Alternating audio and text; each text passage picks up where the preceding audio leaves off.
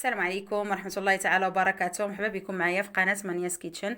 عيد مبارك سعيد على الجميع، وكل عام وانتم بألف خير وصحة وسلامة. اليوم إن شاء الله غادي نشارك معكم طريقة تحضير ميني كيك لعيد الأضحى، الفطور ديال عيد الأضحى، وكذلك تقدروا تديوه للأحباب والأصدقاء ديالكم. وصفة زوينة بزاف، لذيذة واقتصادية. ندوزو باش نشارك معكم المقادير وطريقة التحضير.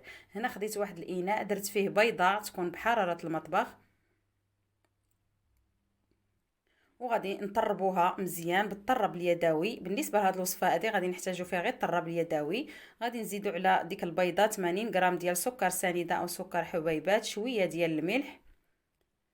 من بعد غادي نزيدو عليها القشور ديال البرتقاله او الليمون، يعني غادي نحكوها وغادي نزيدوها على المقادير. من بعد غادي نحركو مزيان بالطرب اليدوي حتى تنتحصلوا على خليط يكون كريمي بحال هذا الشكل هذا. من بعد غادي نزيدو عليه 60 مليلتر ديال زيت المائده، وغادي نحركو مره اخرى بالطراب اليدوي.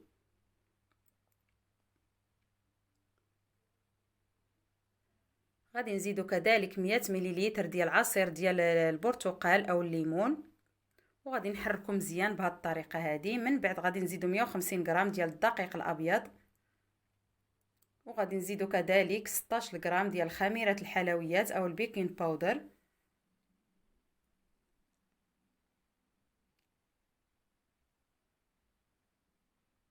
من بعد غادي نحركو هاد العناصر مزيان بالطراب اليدوي حتى تينسجم لينا الدقيق مع باقي المقادير. حاولوا تطربوه مزيان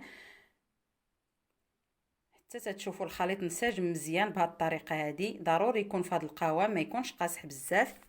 من بعد هنا خديت المول اللي غادي نديرو فيهم هاد الميني كيك، درت لهم شويه ديال الزيت وشويه ديال الدقيق. من بعد حيت داك الدقيق الزائد.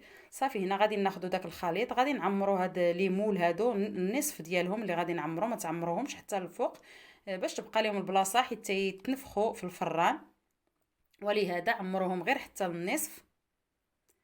صافي هنايا من بعد ما عمرنا هاد القوالب كاملين او المول، غادي ندخلهم الفران على درجه حراره 170 درجه لمده 20 دقيقه تقريبا حتى يتحمروا بهذا الشكل هذا.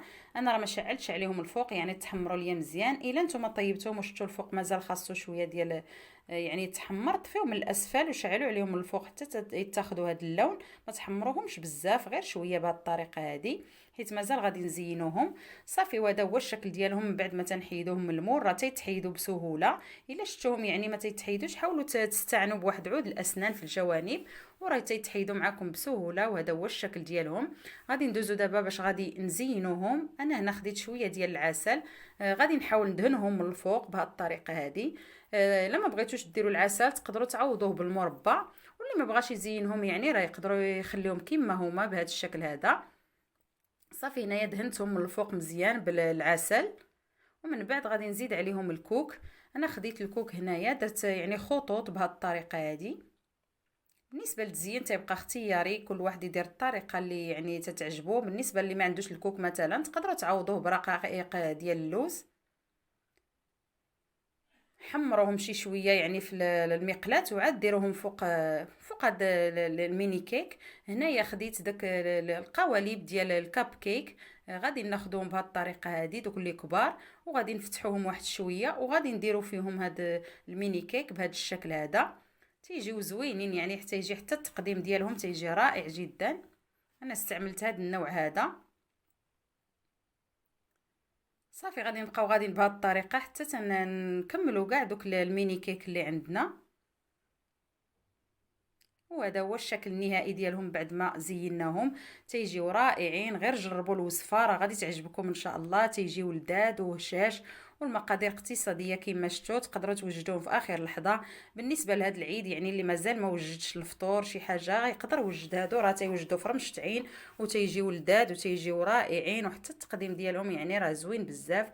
نتمنى الوصفه ديال اليوم تنال الاعجاب ديالكم ان شاء الله وتجربوها.